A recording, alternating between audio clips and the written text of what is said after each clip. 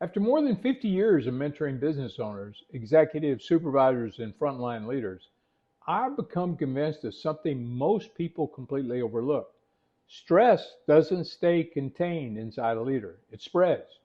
Not because leaders intend for it to, but because people consistently take emotional cues from those they follow. A leader walks into the room anxious, I guarantee you the crew feels it.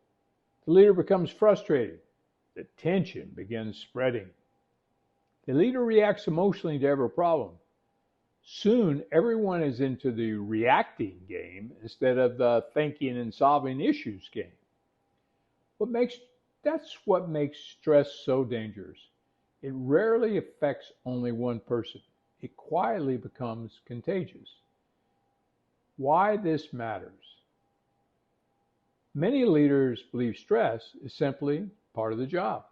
And to some degree, they're right. Leadership carries pressure. There's deadlines, unexpected problems, difficult conversations, uncertainty. Those things never completely disappear. But here's what I've learned.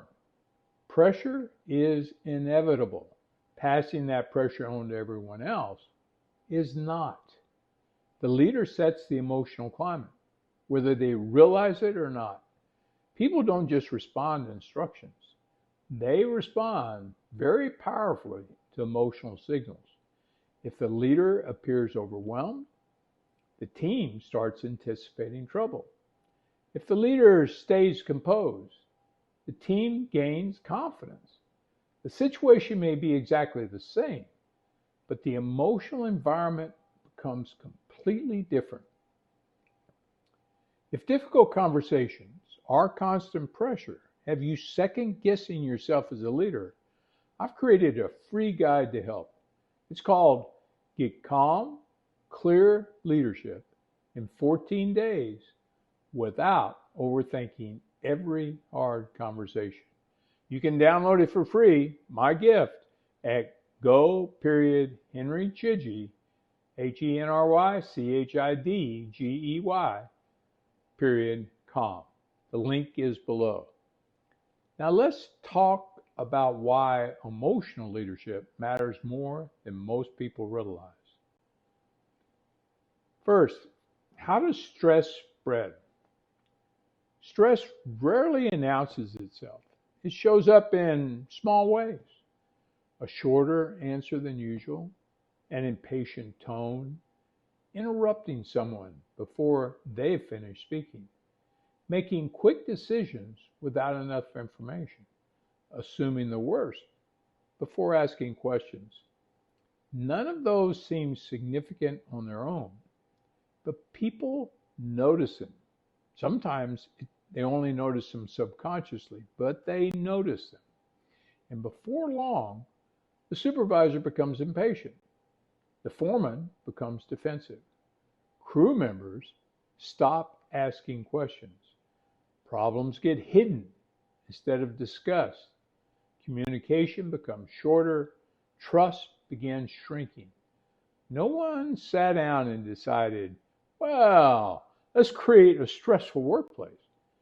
It happened one interaction at a time. That's how contagion works. The cost of an emotional reaction. One of the biggest mistakes I see is leaders believing that showing stress motivates people. Usually, it does the exact opposite.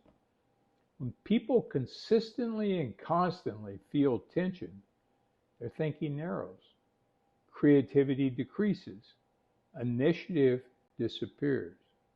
People become focused on avoiding mistakes instead of solving problems. They stop bringing ideas forward. They wait for instructions. That way, they're not responsible. Not because they don't care, because uncertainty feels unsafe.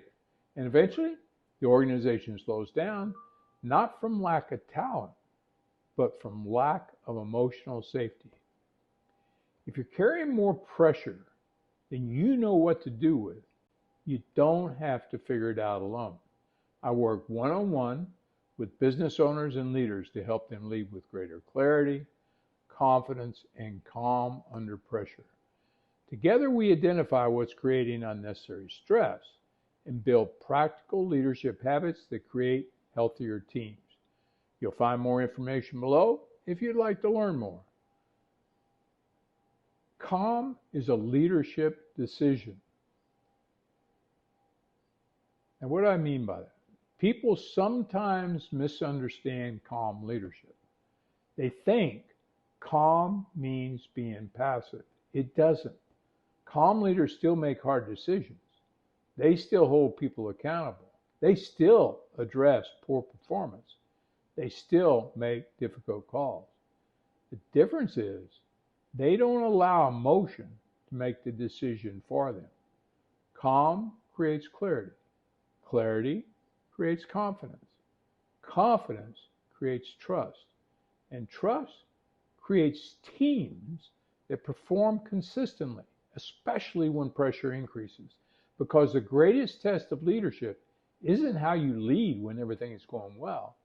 It's how you lead when everything isn't going well. That's the moment your crew decides whether they feel safe enough to follow you. So let me leave you with one question. When pressure enters a room, what follows behind you? More anxiety, more uncertainty, more frustration, or more clarity, more steadiness, more confidence? Because whether you intend it or not, your emotional state is teaching your team something every single day. Make sure it's teaching what you want repeated. If this message challenged your thinking, I'd appreciate it if you'd subscribe and share with another leader. Every week, we explore practical leadership principles designed to help leaders build healthier cultures, stronger teams, and wiser organizations. And in the meantime, they develop wisdom. And if you haven't already, download my free guide, Get Calm, Clear Leadership in 14 Days Without Overthinking Every Hard Conversation. And you'll find it at go.henrychidgey.com. I'll leave you with this thought. Stress may be contagious, but so is calm. Every day your team catches one or the other. Choose carefully. Until next time, lead wisely, lead calmly, and become the steady presence your people need most. Take care for now.